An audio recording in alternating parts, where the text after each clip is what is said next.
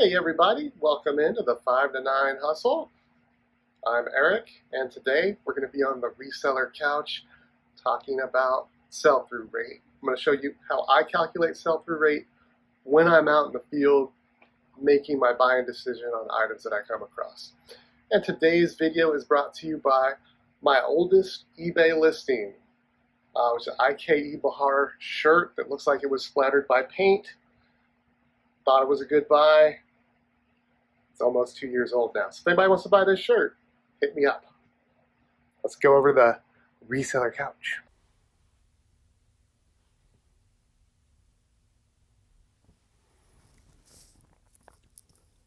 All right, so sell-through rate. Something that you'll hear quite often. If you're new, you might be wondering what people are talking about. If you've been doing this for a while and you don't have a good understanding of sell-through rate, it's definitely something that can be incredibly useful to make informed buying decisions when you're out there looking for things to flip. So, I mean, a simple definition, sell-through rate is how much of an item or a particular inventory is selling. It is usually expressed as a percentage, and you can calculate it for different periods of time. Monthly sell-through rate, quarterly sell-through rate, even daily and weekly. I prefer monthly. That's what I use the most. That's what I'm going to talk about in this video. And it can also refer to your own inventory or a specific item you're looking at to buy. So you'll hear people talk about their sell-through rate.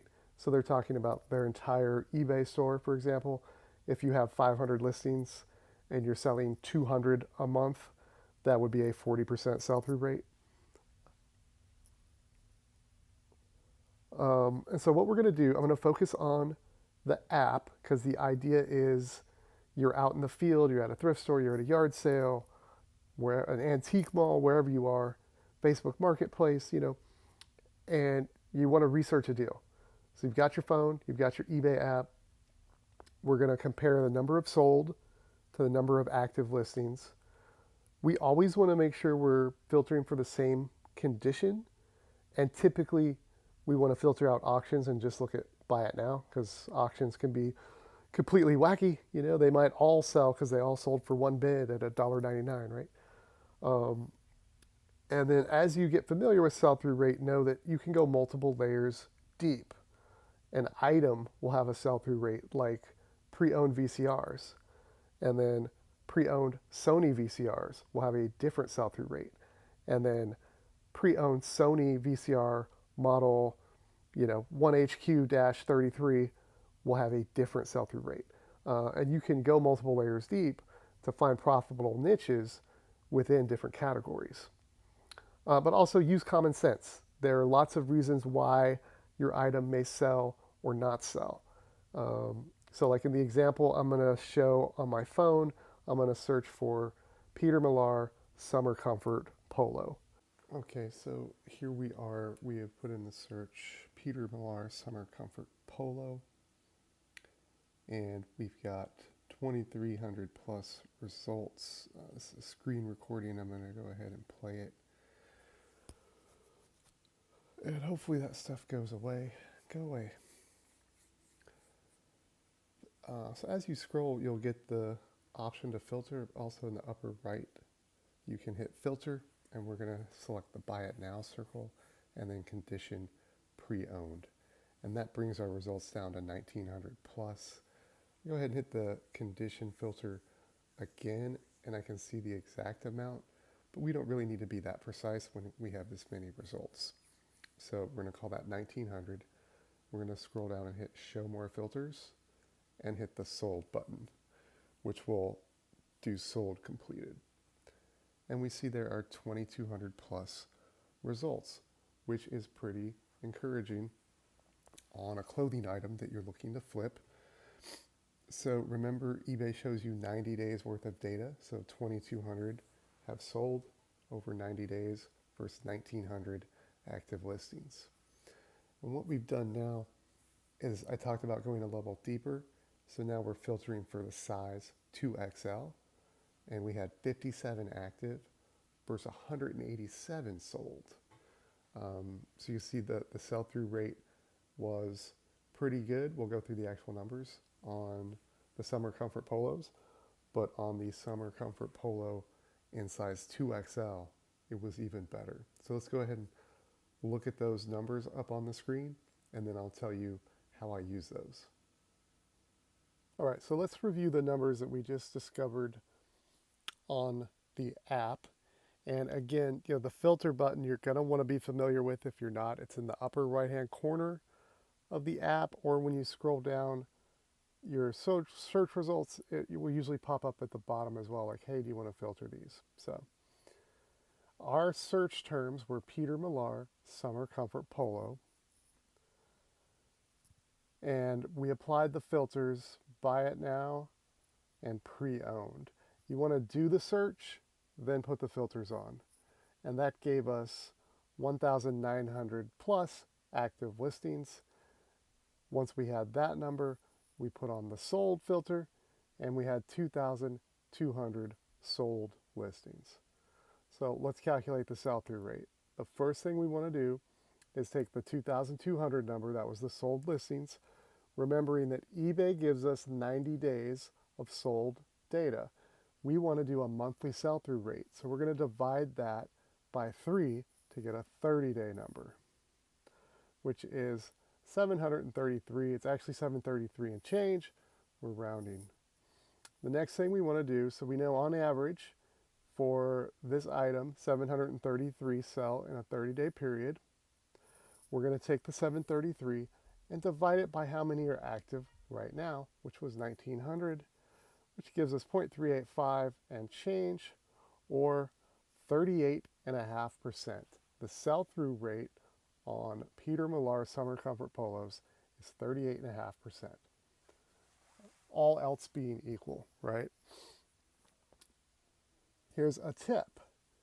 If the 90-day sold total is close to the number of actives, it's roughly a 30% sell-through rate. If it is, a lot lower than the number of actives, it's, obviously it's less than 30%. And if it's higher, it's a greater than 30% sell-through rate. So this is a quick tip. If you don't want to do the math, or you're not good with this type of math in your head, then you can just gauge it that way. Now, remember, we also talked about going a level deeper, and we showed this in the screencast too, where I went back and added the filter for size. We did XXL.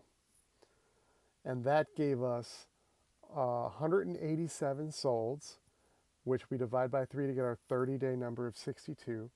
And there were only 57 active. So if we divide 62 by 57, we actually get a bigger than 100% sell-through rate, meaning that we expect all these active listings to be gone within the next 30 days. It's a great sell-through rate, and you can see what a difference something like size can make for clothing. 38.5% is a perfectly respectable sell-through rate for these items, but if you can find the XXL and most likely, the 3X, the 4X, etc., it's even better. So yeah, in this size, demand is outpacing supply. So you have a really good shot of selling your item. So let's talk about how we can use sell-through rate. As we use it, we need to apply common sense. I mentioned this earlier. So if you go out today and you find a Peter Millar Summer Comfort Polo and it's an XXL and you're thinking, sweet, Eric said to grab these, I'm definitely going to sell it quick. But the one that you have picked up looks like someone exploded an order of buffalo wings down the front of it, it's probably not going to sell despite the big sell-through rate. In reality, there are some items that may never sell. There's many different reasons why your item may sell or not sell. The sell-through rate can guide us, but we still have to use common sense as we use it. But I use sell-through rate to make buying decisions. You can use it to create rules for your business that create positive outcomes for you. One of mine is I source clothing items with at least a 30% sell-through rate. That's one of my business rules. And you can plan your income and set goals. So let's talk a little bit more about that.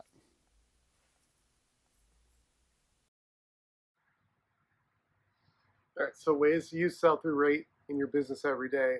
The number one definitely is just making a buying decision. As you go along, there's items you will learn, you'll be familiar with, you'll know right away if you want to buy or not because you've done the research or you've sold it before, etc. There'll be tons and tons of stuff you just have no idea on. So say you're looking at something at a yard sale or a thrift store, and whatever this item is, it looks like it sells for $50. If the sell-through rate is very low, like 10%, then you could expect to hold on to that item for close to a year before it sells. Or you might get lucky and it sells quickly, but generally speaking, we know 10% a month sell. So if it sells for $50 and you can get it for 50 cents, maybe that is worth it. Maybe that works for your business. That, yeah, I can keep this up on a shelf, list it, and just wait, and I'm happy to get the huge ROI on the 50 cents to $50. If that same item has the low sell-through rate, sells for $50, and it's going to cost you $25, maybe generally double your money works, but the low sell-through rate is going to let you know, no, I should not buy this because I can spend that $25 on something that will flip quickly, get profit, reinvest, flip again. I can flip that $25 many times over instead of waiting for this other item to sell. The other thing you can do is set rules for your business, like rules that create positive outcomes for you.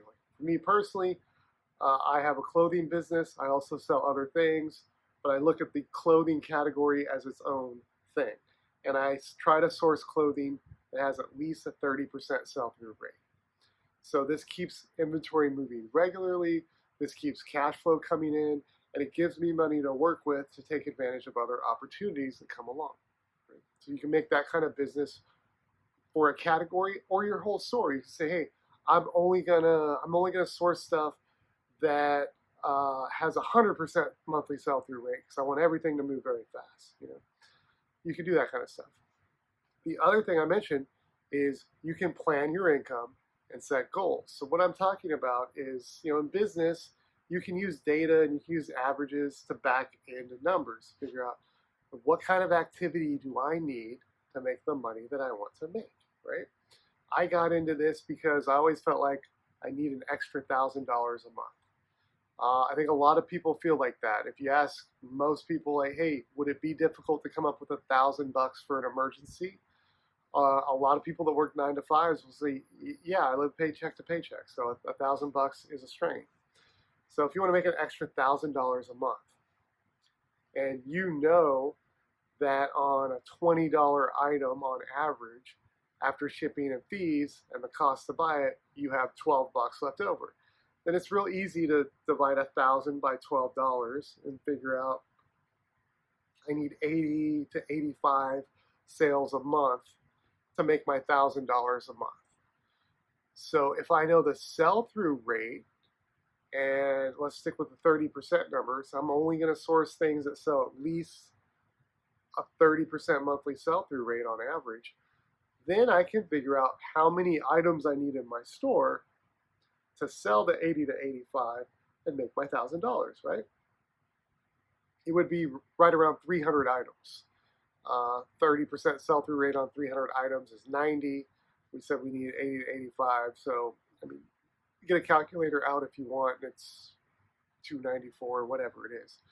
But you can figure that stuff out instead of just kind of blindly moving forward and say, I'm going to flip anything I can make a buck on. I'm going to flip as much stuff as I can, and I'm just going to rock this out. Put some parameters around it. Have a goal. Make that happen. Then set the next goal. Make that happen. Get bigger and bigger. Make more money. Sell-through rate can definitely get you there.